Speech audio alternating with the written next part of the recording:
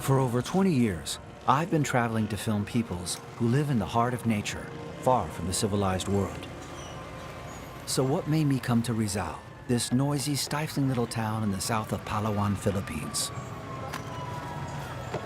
Because this is where tribal communities in exile have settled. Among them, the Taut Batud, a tribe from another era that has always lived in caves deep in the jungle. How do they adapt to such a radical change of life? The only way to find out is to meet them. I carefully observe people's faces and clothes, looking for the least little clue.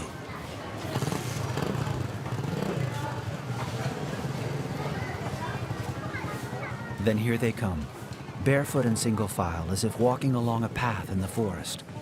One of them even carries a blowgun.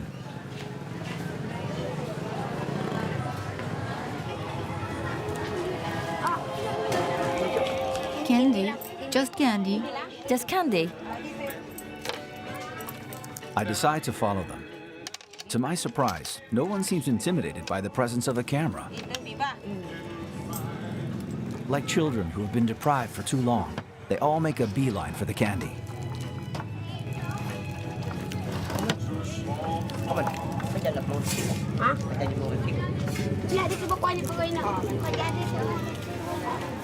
Their promenade continues, and along with it, for me, the funny feeling of being the invisible man. But the Taut Bato are too distracted. They don't know where to look next. It's true you can find anything and everything at the Rizal market. No doubt that's why they're here, spellbound by such abundance. These are pretty. Are they on sale? What about these? They're expensive. And these, they're cheaper.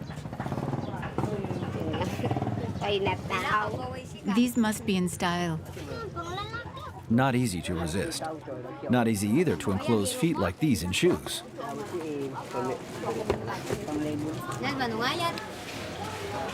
Is that it? Yes, that's it. Really? Yes. How much do you need? Only 500 grams? At last, a first glance. Perhaps to make me their witness? There's more than 500 grams. I'll give you a little more. It's Christmas. Thank you. The butcher is not very welcoming, to say the least. Clients are judged by their looks, and she obviously knows who these clients are. I only know one. They come from the Taut Bato tribe. Do you know how they live? Where they live?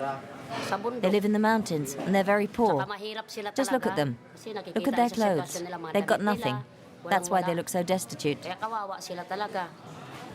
Don't go away. I'm going to get something for you. One of the family members is pulled aside. I can tell something's up, since everyone seems struck motionless, unsure how to react. This is for you. Put it on, okay? It's going to look great on you. Take that off first. It's going to suit you perfectly. Look, look. What is it? It's a shirt. Put it on. It's an expensive item. It's very nice. An American brand. It's too big. Is it too wide? It's a size 5. No, it's the perfect size for you. It really suits you. The quality's excellent. You won't get cold when you're up in the mountains. It's thick. You look great. Look over there. The Americans are filming you. Keep it on. Take it off for now. And this is for you. This is much too big for me. It looks great on you. Can I buy you a blowgun? The clothing salesman is only too happy to be filmed, and he hasn't finished yet. He continues making fun of the group, now turning his attention to the man with the blowgun. Can I kill a pig with this? I can? Really? And what if I shoot a person with it? Could I kill him too? So it really can kill, huh? Can I have an arrow? Is this where it goes? Ah. Is it dangerous? It's scary. Wow, nice shot. All right, bye. Gotta go now.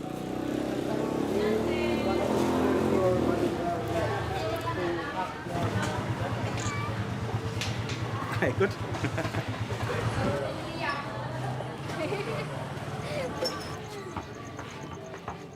I can tell the Taut Bato try to be like everybody else when they're in town. But when it comes to fading into the crowd, becoming Philippine citizens, that seems pretty complicated.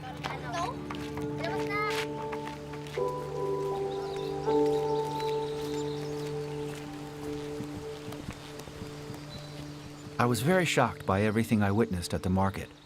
No matter what they do or where they go, they're all stigmatized. I'm not sure if it was my looks of compassion that moved them, but in any event, the Taut Bato have agreed to let me follow them home.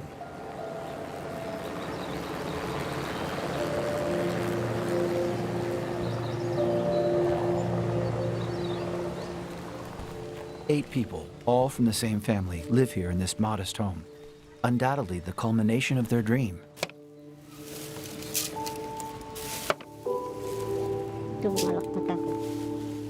A roof, rice, and a little meat. Nothing could be more ordinary for millions of Philippines, but surely not for them.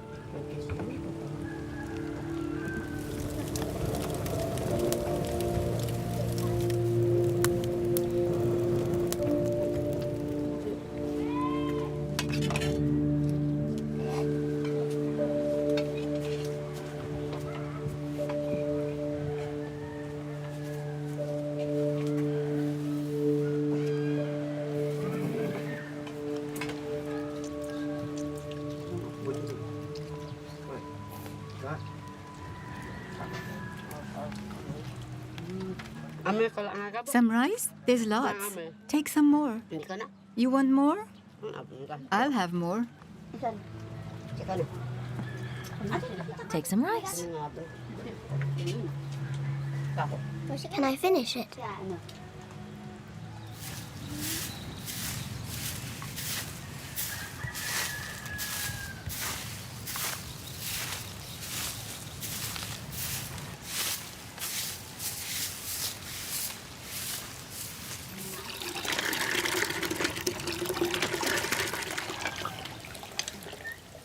I'm well aware that the fate of tribal communities is a thorny topic for the authorities. To put it bluntly, they'd rather not talk about them at all. I also know that I'm not allowed to be here, even less so with a camera. But the owner, who is not just anyone, is out. She's the one who Bindad works for, even on Sundays, the one they call Captain, the representative of the village of Ronsong. The other members of the family, like Calacan, aren't paid. They lend a hand, sweep and weed the courtyard, water the garden. Taut Bato, who've always lived in the middle of the jungle, are forced to pull out every last little blade of grass.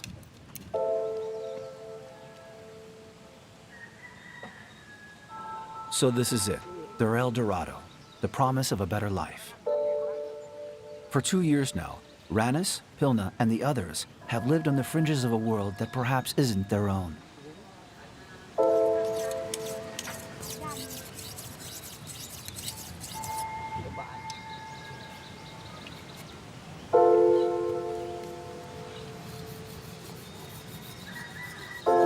One evening, Bindad and Calacan want to show me who they are, that they haven't forgotten their past life, that living in the jungle is not something you can take for granted. Better yet, that hunting is an art.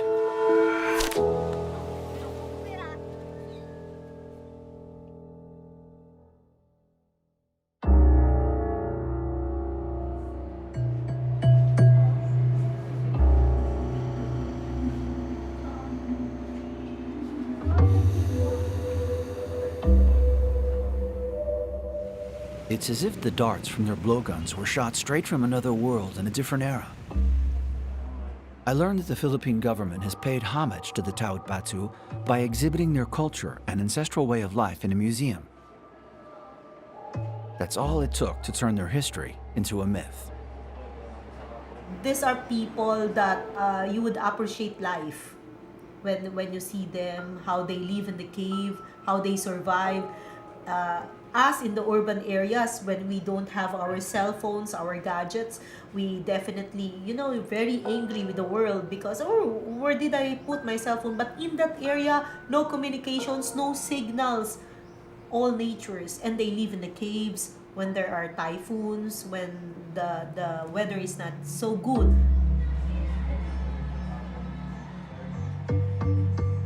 In 1978, the Western world was astounded to discover the existence of a previously unknown tribe. Whoever could have imagined that human beings still lived in caves in the middle of an unexplored jungle on the island of Palawan? The people of the rock had a name, the Taut Bato. These people are the only tribes that is left by civilization, that is far beyond reach of every human being.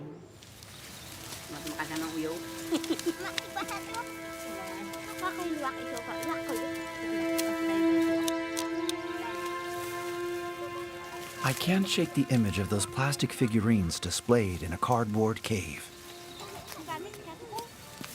Now I can no longer look at the family the same way.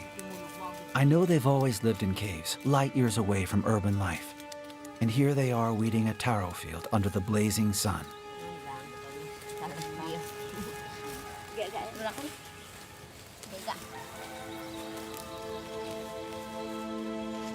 Here, the Taut Bato are considered backward. People think they're lazy and have no skills at all. So they are only allotted the most menial of tasks, the things everyone else refuses to do.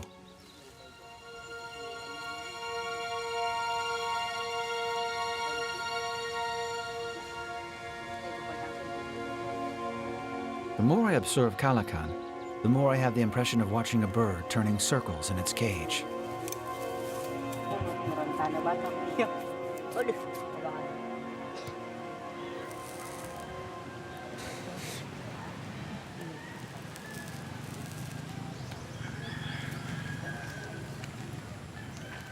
Every evening, the same ritual and the same boredom, and the never-ending discussions in which everybody still wonders what they're doing here. Look at us. We can't even write. We don't know how to write. It's true, we can't write. We don't know how to speak Tagalog. Right, not even Tagalog. It would be better if the children could go to school. They'd be able to explain all sorts of things to us. Right, this, that, and the other thing. At least the children. That's right, at least the children. Right. That would be so great. Like many families, the Taut Bato dream of being able to send their children to school. They've sacrificed everything for this. But nothing has turned out as planned. Their faces all seem worn and marked by the past 2 years spent in Ransong. When I came here, I didn't know where to go. I thought I was going to find someone to hire me. But if no one hires me, how am I going to feed my family? I feel alone here, and I don't sleep well. I hear the noise of the cars. Back home, it's not as noisy. I'm not afraid to live in the city. The only difference is I didn't grow up here. Bindad doesn't say anything. Yet I understand that the life of the Taut Bato has become unbearable there, that it can't last, that everything could dramatically change. It's true for me too. When I'm here, I can't stop thinking about my life in the mountains. So we've decided to go back there to live, back to the mountains.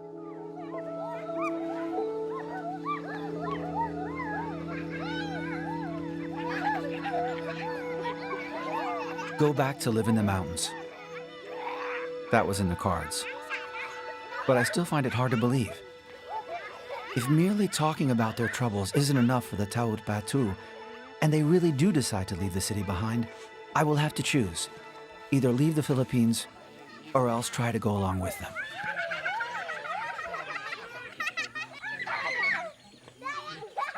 With their scheduled return to the jungle, the hope for a better life goes up in smoke. And along with it, the dreams of money, school for the children, and the free health clinic.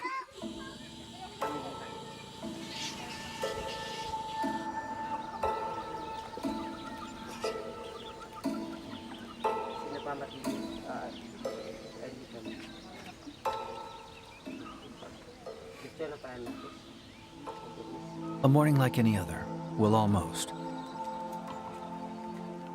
In a heavy silence, the Taut Bato put out the fire of their former life and prepare to leave. But half of the family are missing. Could Bindad, the only one who earns money, be obliged to stay behind?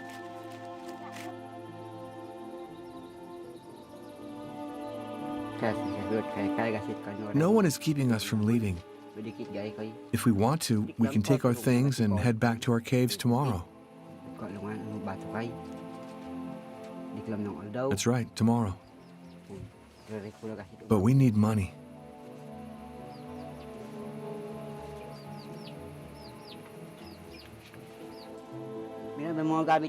We can't afford to buy certain things. Actually, I get sick a lot because of how difficult the work is. But I really need to work hard to put up with the sun's heat. That way I can buy clothes and everything we need. I've been able to buy all that since I've been working here. Even if my house is in the state it is, even if my wife gets sick, I can easily take her to the medical center. When we're in the mountains, in our caves, the distance makes it hard to get to the medical center. Are you happy or sad to live here? Ornes doesn't answer. She's made her choice too. She's not going back.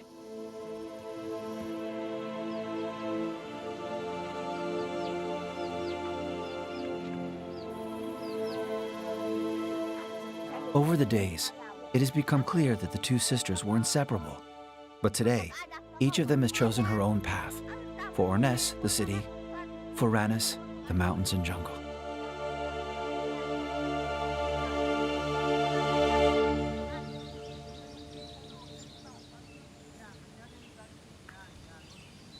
I came to Palawan to discover the Taut Batu's urban life. And now here they are heading back home, up there in the mountains. There's no time to mull it over. I decide to follow them, turning a deaf ear to the museum administrator's warnings. If you do not plan your trip going there, it's very hard, very difficult. The train is so difficult, so tricky, so treacherous, so, a lot of dangers going there. The danger everyone's terrified of is called malaria. The last 3 filmmakers who set foot here didn't survive. I've also heard about groups of rebels who had best be avoided. Not to mention the insects, scorpions, and snakes.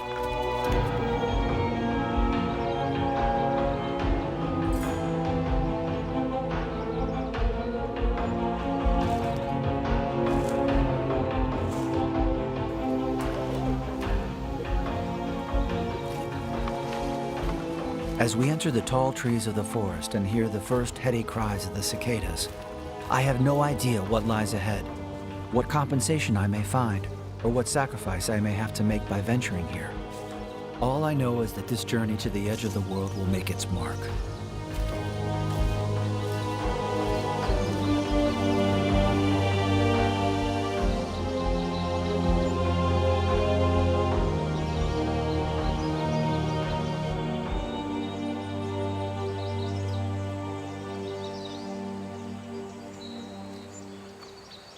We've been walking for hours now. Soon we'll be obliged to stop before night falls. And yet I've yet to see any sign of a cave or shelter. Something doesn't seem right. In theory, we should have reached Singnapan Valley, where the Taut Batu have always lived. But nothing about this deeply embanked riverbed gives even a hint of being inhabited. So where can we be?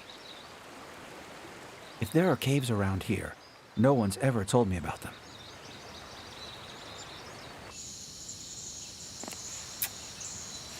I got a cut. It looks deep. You're right, there's a cut on the side. Right, it's deep and it's already infected. Yes, there's pus. How can they walk barefoot in the forest? The least little scratch can easily become infected. It needs to be treated quickly. To remove a splinter, a wooden blade seems to work better than the blade of a knife. You're right, I see it. I'll try to get it out. I hope it's not serious.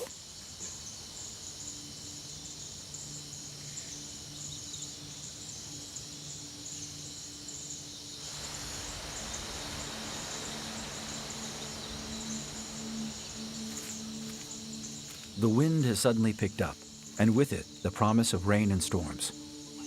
This is no doubt why the family has decided to build a shelter.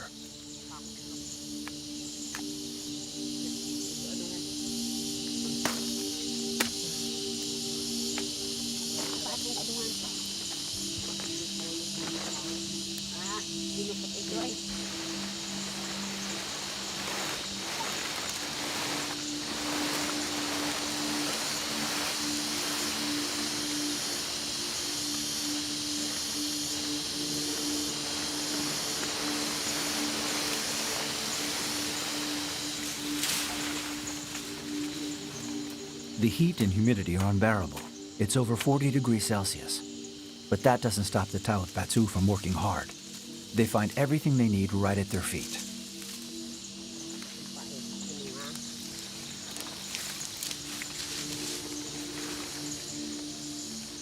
In the city, they're considered good for nothing. But in the jungle, it's a different story. I'm fascinated by their knowledge of the forest. Their movements seem innate. Their feet don't get caught in the vines. They don't slip. They don't trip. They don't simply live in the forest. They are the forest.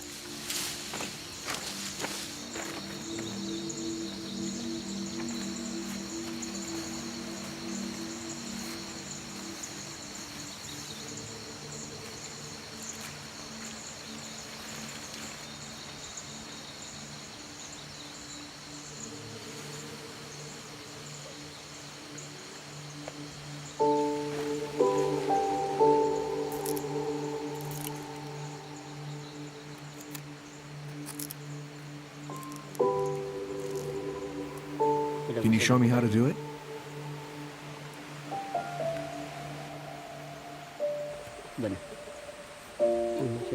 Can you do it again? Careful, you're going to strangle me. Now make it tighter, like that. Like this? Yes. Like that. Is this right? Go on, pull. See? I did it. Sure, it's easy. A hut in the jungle. It seems natural to the Taut Bato, but to me, it's nothing short of amazing.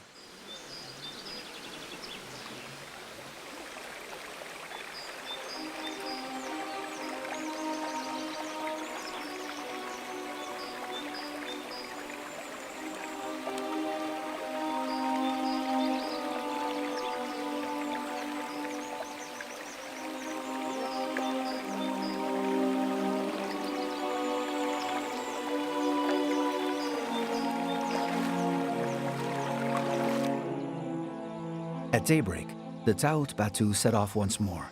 It's impossible to know where they're going.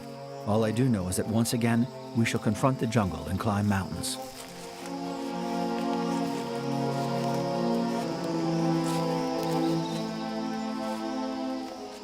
Whether we climb or descend, our pace is steady. Inik and Inao are the first two words in Palawan I learn, up and down. And Patarun, of course, wait.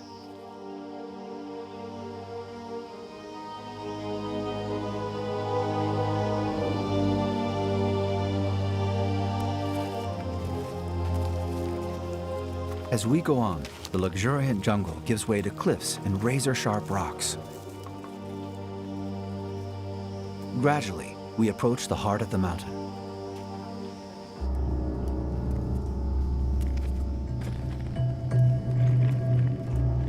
With Ranis leading the way with her flashlight, the Taut Bato suddenly leave the light of day behind and slip into the darkness of a cave. This time, I have no choice. I blindly follow along behind Kalakan. But the tunnel gets narrower, and we can't even stand up anymore. Where in the world are we?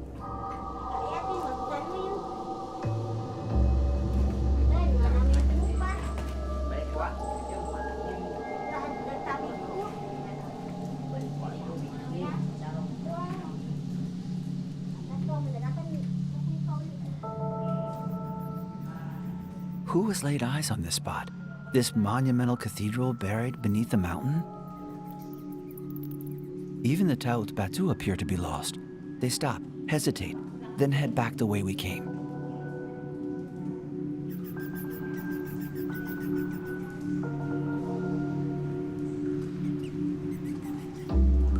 seems impossible not to lose our bearings in this endless labyrinth.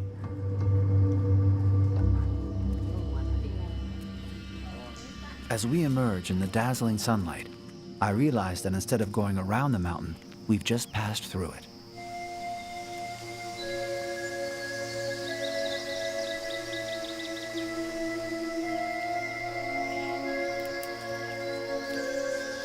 The climb seems endless. Where in the world are they going? I still can't spot anything that could be used as shelter. I turn back, and suddenly the Taut Bato have once again disappeared through a tiny crack. The first trace of human presence, a platform attached to the side of a cliff. No doubt about it this time, we've made it. Just then, I'm astounded to see the cave is already inhabited.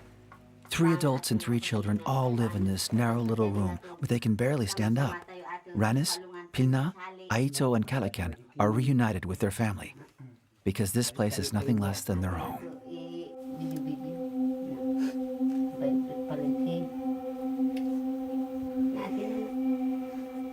Near the entrance to the cave sits an old man who is practically naked. Who is he? It's impossible to catch his eye.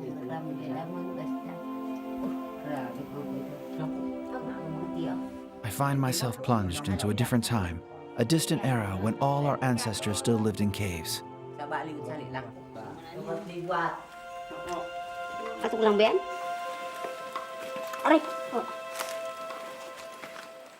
The family sets off again, wending their way into another part of the cave.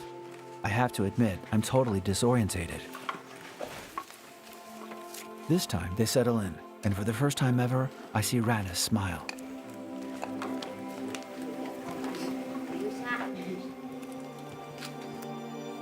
Aito and Pilna climb up a wobbly platform that looks like it's been there forever.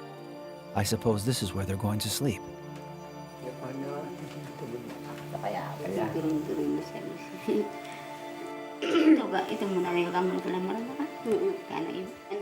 The old man from the entrance has joined us, but continues to turn his back to me.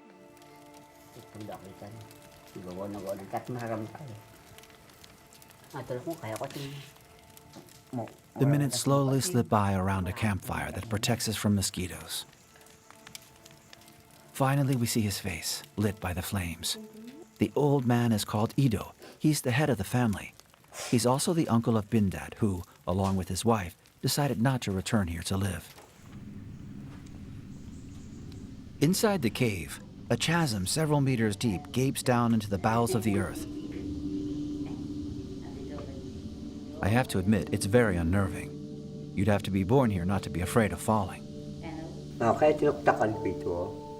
I've never left here. I was born here, and never once have I left this cave behind. Really? Never? No, I've never left this place. I go down the mountains sometimes, but I never venture far from here. It's impossible for me to leave these mountains. It's where I grew up, here in the jungle. Your children, too? Yes, my children too. All my children. Not just me, but all of us.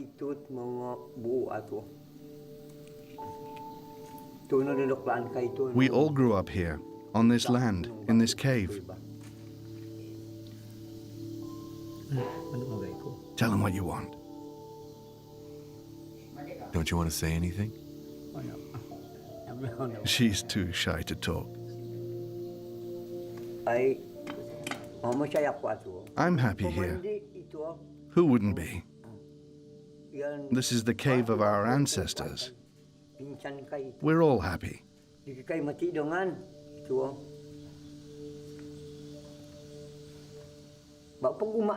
If we lived outside the cave, we would have no place to protect us. It's dangerous to live in the jungle. There are lots of snakes, but inside the cave, there's no danger. From here, it's easier to understand how no outsiders have ever managed to discover the entrance to the cave. By sheer accident, I've stumbled out of the myth and into reality. Ido has never left his cave. the proof that Taut Bato still live hidden in the belly of the mountains of Palawan.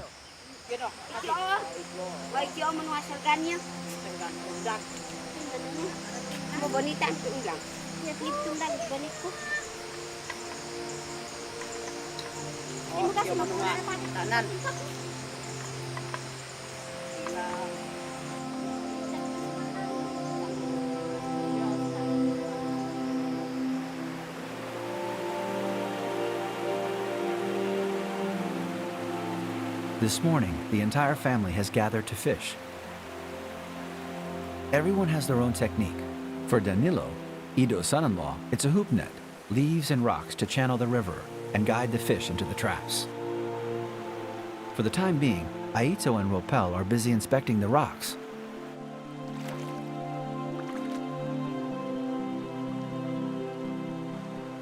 Ido gathers crabs as if he were plucking flowers from a garden. I get the feeling he doesn't even look for them. He already knows where they are.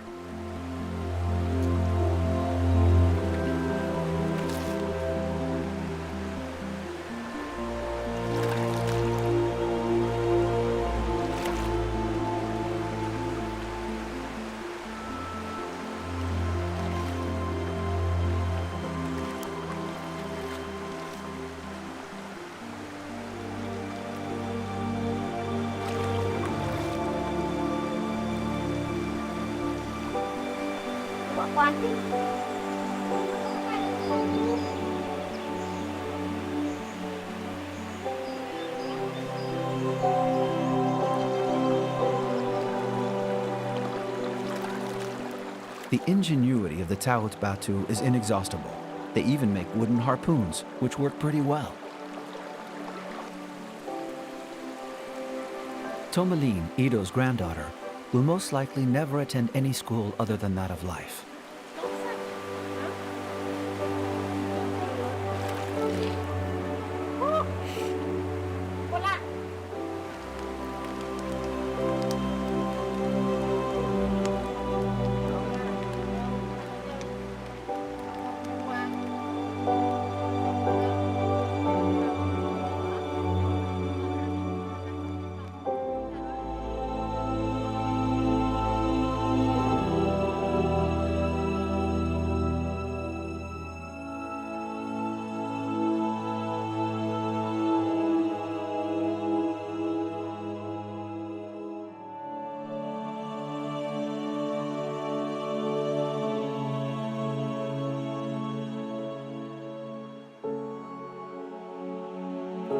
It's stifling hot, but the water is ice cold. For the first time, I can tell Aito and the others truly feel at home, peaceful, appeased, in harmony with their way of life.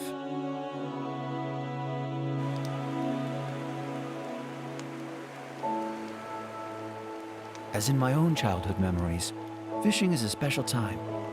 You reach for your grandfather's hand, and he helps you grow. These moments of innocence seem so insignificant, but leave deep memories that last even into adulthood.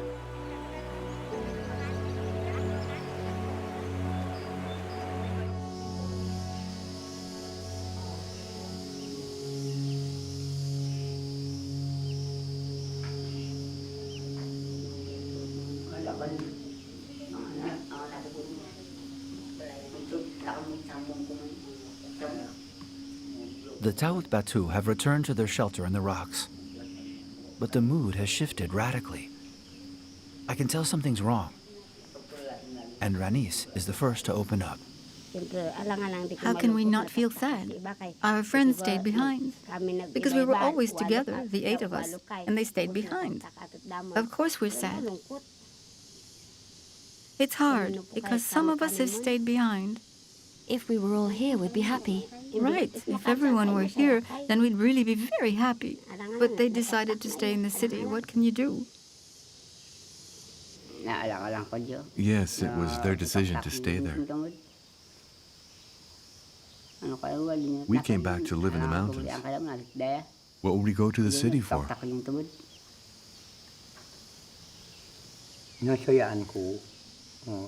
I feel happy. I've welcomed my brothers and sisters. It's good that we're together once more, here in the mountains. I don't want to go live in the city, even if there are also good Taut Bato there, like here in the mountains.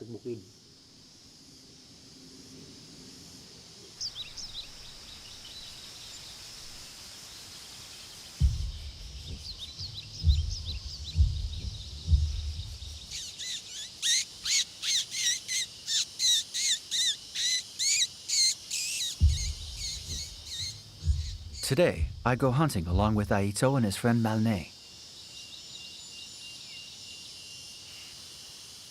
It's not yet fruit season, and there are no monkeys in the forest. Big game such as deer and wild boar have almost entirely disappeared. I'm told foreigners come to hunt here with their rifles, and that the forest is also being cut down. So the hunter set off in search of smaller prey that is much trickier to catch.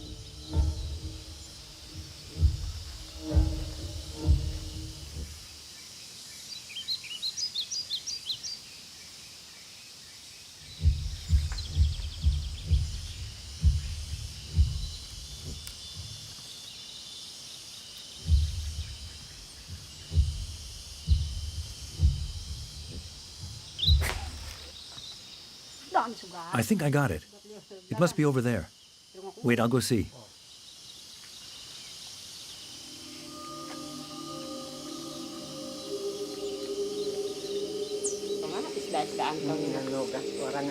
Here's our dinner, You're right.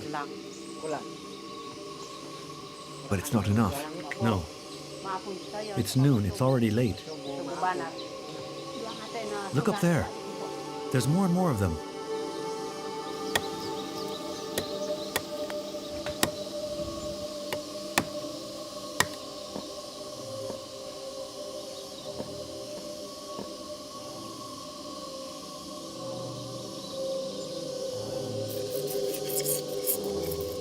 I realized that the Taut Bato have such intimate knowledge of the forest that they're able to make the most inventive traps. A long, sharpened stem coated in sticky, fragrant sap is used to attract birds.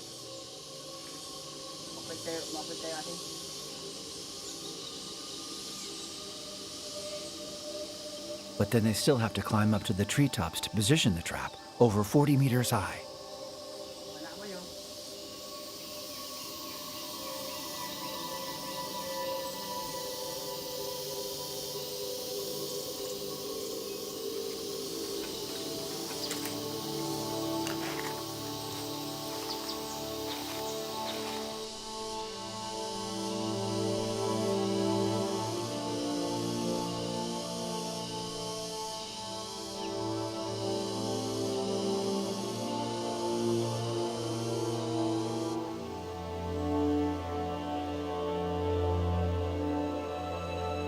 Ido and Calacan hunt underground.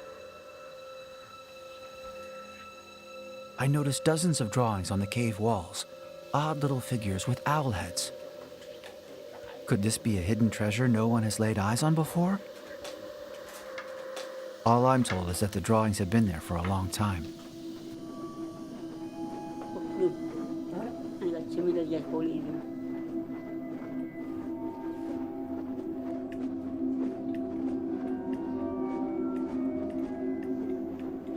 Using long rattan branches tipped with thorns, the hunters launch into a curious performance. I think there are a lot of them that way. Oh, there! Ah, it's gone. Keep your eyes peeled. We need to look everywhere.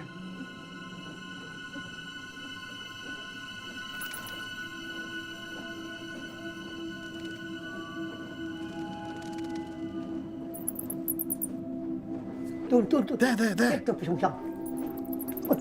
There's loads of them. There, go on. The bat's ultrasound is very useful for navigating in the dark. But since the trap is in constant motion, it's impossible for the bats to detect it. There's only one. What I see is simply incredible. Ah, it's biting me. It's biting me. Watch out! There's another. It's over there. We missed it.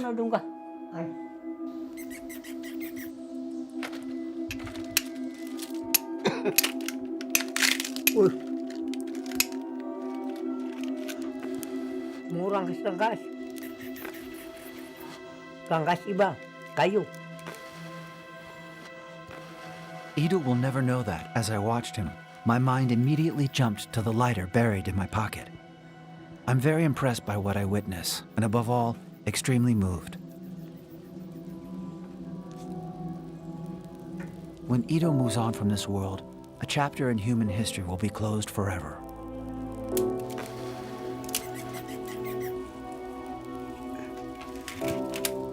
With each passing second, the Taut Bato prove the wealth and range of the knowledge that belongs solely to them. Back in the city, none of this is worth a thing.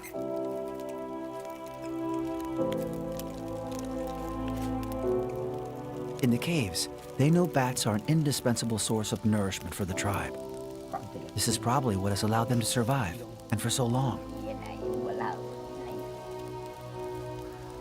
Even if there's not much to eat, Karakan and Ito adore grilled bat. Like all people of the rock, it's what they like best. Today's my lucky day. Nobody offers me a taste.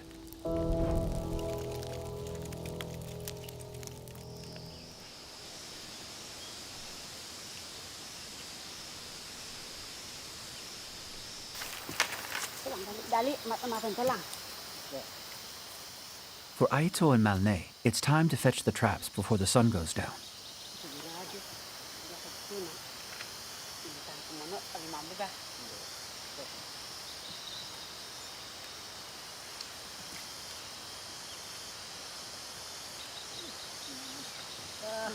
Up there in the trees, I witness a rebirth. Young Aito, so forlorn in the city, is so visibly happy to be there.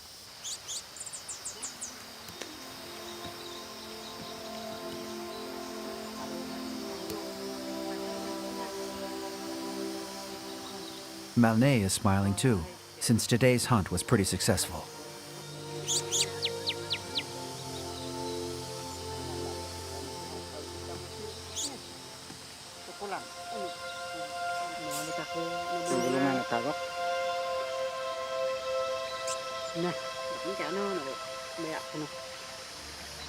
This will be enough. We're going to be able to bring back a meal. We just need to take the good pieces.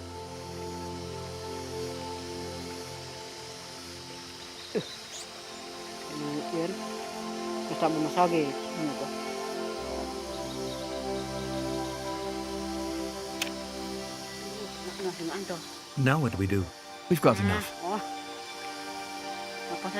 Look, it's stuck to my finger. It's really sticky. It sure is.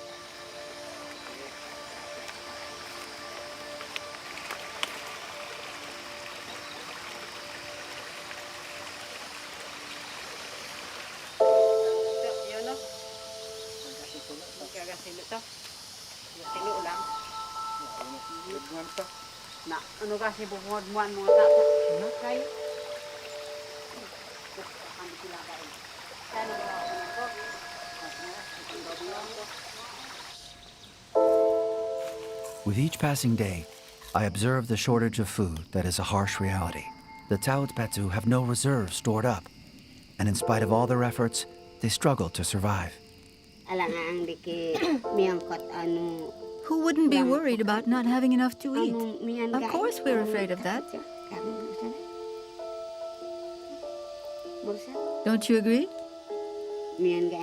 Of course we think about it. We have just enough food. We really need to go out and look to make sure we have enough for meals. We've got just enough manioc. Right? Just enough. We also have to find meat. That's what we do.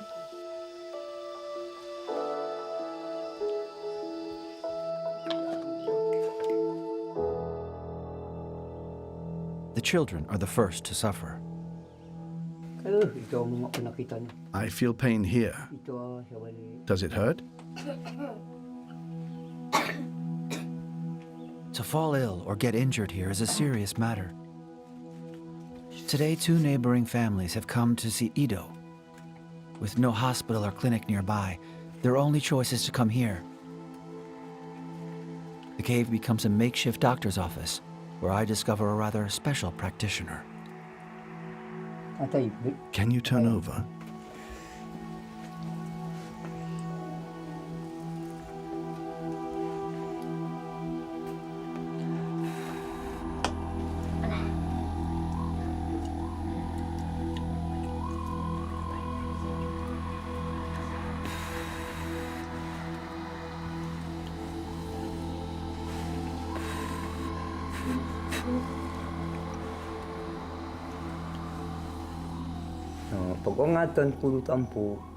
I pray God for help. I ask Him to give me the strength to help those who suffer. I ask God to grant us good health so we may provide for our needs. Without the grace of God, there'd be no cave. I'm finished. They are well now. They should feel better.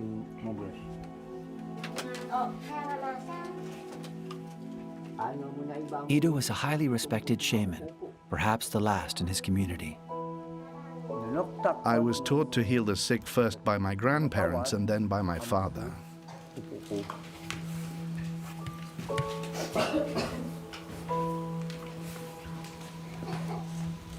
I tried to teach my children, but they couldn't keep up. They didn't want to learn.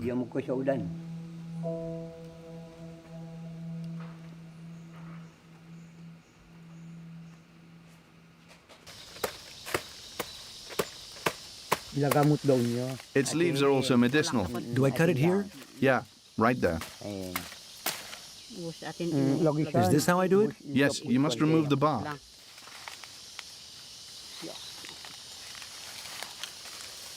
Ah, here's one. At last, Ido the shaman can pass on his knowledge. Aito never went to school, but here, he's a model student. He wants to learn all the secrets of the forest plants. First you rinse it, then you put it in a pot and boil it.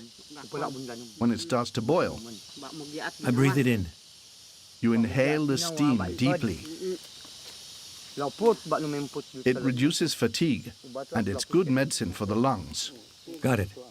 Take this, it's anturan. You take a leaf, roll it in your hands to release the sap, then you rub it here. Right here? Yes, Can I see it? because the lungs and intestines are in this area. The intestines, got it. Thank you.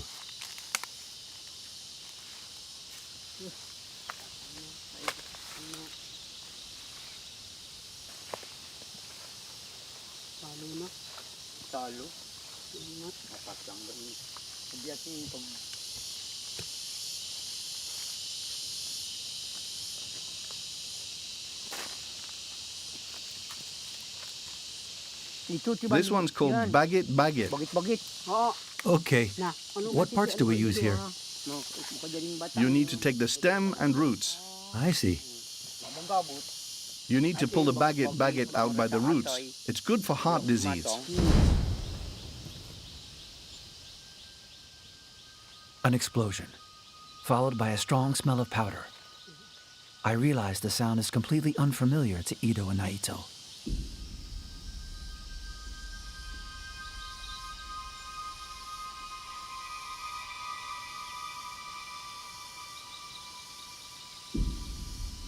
Yes, I was scared.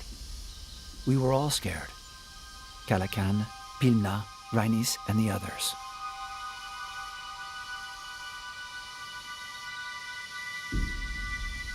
By some miracle, no one was hurt. Only a scar. A crater 10 meters wide, not far from the cave. Who was the bomb meant for? The Taut Bato to intimidate them? Or for the outsiders that no one wants to see here? I know it's not safe for me anymore. I have no choice but to leave the jungle, distressed and traumatized. But the Taut Bato are going to stay because they don't know where else to go, and because this final refuge is their home, until proven otherwise.